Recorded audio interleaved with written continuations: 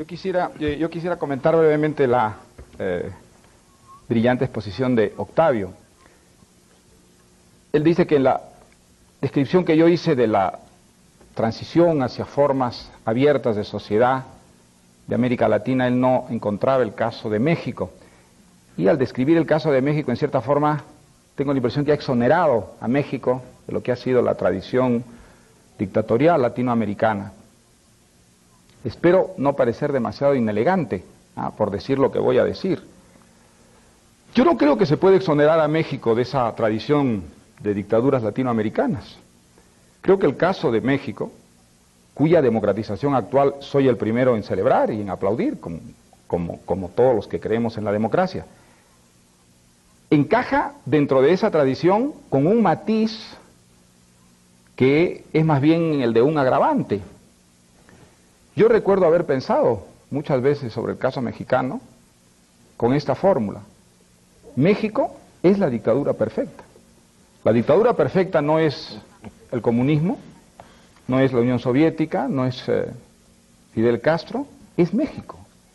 Porque es la dictadura camuflada de tal modo que puede parecer no ser una dictadura, pero tiene, de hecho, si uno escarba, todas las características de la dictadura: la permanencia, no de un hombre, pero sí de un partido que es inamovible, un partido que concede suficiente espacio para la crítica en la medida en que esa crítica le sirve, porque confirma que es un partido democrático, pero que suprime por todos los medios, incluso los peores, aquella crítica que de alguna manera pone en peligro su permanencia.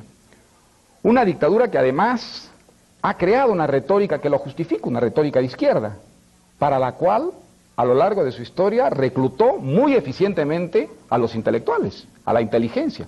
Yo no creo que haya en América Latina ningún caso de sistema de dictadura que haya reclutado tan eficientemente al medio intelectual, sobornándolo de una manera muy sutil, a través de trabajos, a través de nombramientos, a través de cargos públicos, sin exigirle una adulación sistemática, como hacen los dictadores vulgares.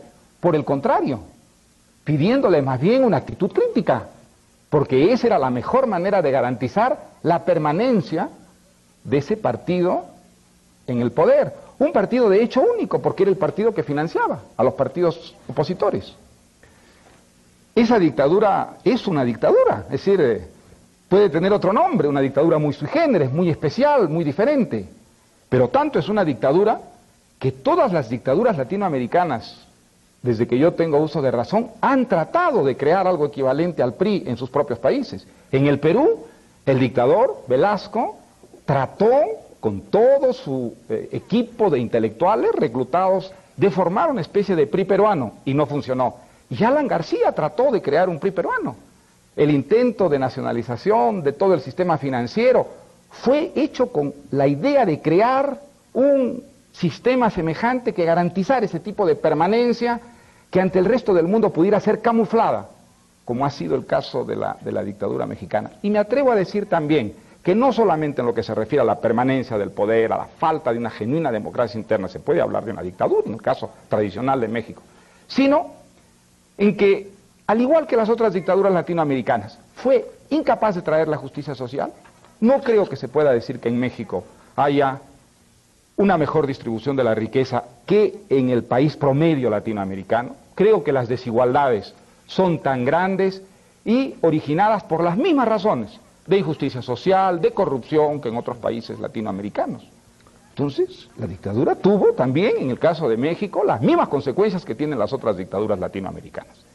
Es verdad que ha habido una crítica interna muy talentosa, muy generosa, muy valerosa de muchos intelectuales mexicanos, naturalmente, entre ellos Octavio Paz, sin ninguna duda. Pero creo que es muy importante también denunciar el caso mexicano, y espero que no se me considere pues como un mal invitado, por decirlo de esa manera, pero como esto se está democratizando y este país ahora se abre a la libertad, quiero ponerlo a prueba, y quiero poder decirlo aquí abiertamente, porque eso lo he pensado yo desde la primera vez que vine a México, un país que, por otra parte, pues yo admiro y quiero tanto.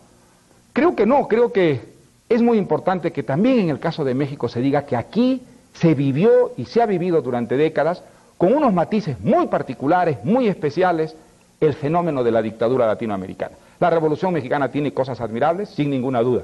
La más importante tal vez aquella que mencionó Octavio, la reivindicación de un pasado, la reivindicación de la tradición prehispánica que ha sido asumida con orgullo por el pueblo mexicano, como no ha sido asumida en otros países, por ejemplo en el mío. Eso es una indudablemente contribución muy positiva. Pero también hay que entender que eso ha sido otro de los instrumentos que ha utilizado el sistema dictatorial del PRI para eternizarse. Ha sido otro argumento de esa gran demagogia retórica a lo largo de su historia del PRI, que se ha prestado a muchas falsificaciones de tipo cultural, como por ejemplo la justificación de falsos artistas, de falsos géneros artísticos, en nombre de ese nacionalismo que creo que es uno de los factores más peligrosos dentro de este proceso de democratización mexicana. Un factor que debe ser puesto en tela de juicio y cuestionado si nosotros, como estoy seguro que lo quieren los demócratas mexicanos, quieren que esta democratización y liberación en México vaya hasta sus últimas consecuencias. Hay que agradecerle mucho a Vargas Llosa esta intervención valiente sobre la dictadura, o quizá habría que llamarla dictablanda. La dictablanda, yo me gustaría hacer una pequeña rectificación por amor a la precisión intelectual. Yo hablé de sistema hegemónico de dominación, porque yo como escritor y como intelectual prefiero la precisión. No se puede hablar de dictadura. Mario Vargas Llosa habló de dictaduras militares. Así comenzó su intervención. En México, es un hecho, no ha habido dictaduras militares. Y agregué, pero sí hemos padecido la dominación hegemónica de un partido. Esto es una distinción fundamental y esencial. Todo lo demás que ha dicho Mario Vargas Llosa es motivo de discusión, pero sí hay que poner muy en claro que en México hemos tenido un sistema de dominación hegemónica de un partido. Eso no es, querido Enrique Krause, tampoco dictablanda ni dictadura. Es un sistema peculiar y no único de México, de otros países. En primer lugar. En segundo lugar, quisiera decir esto para terminar, y es que en efecto, la lucha actual en México es la lucha por el pluralismo. Y debo decir que Mario Vargas Llosa fue uno de los mejores colaboradores cuando nosotros fundamos, hace muchos años ya, la revista Plural, que tendía justamente a eso, a introducir el pluralismo en el anómalo régimen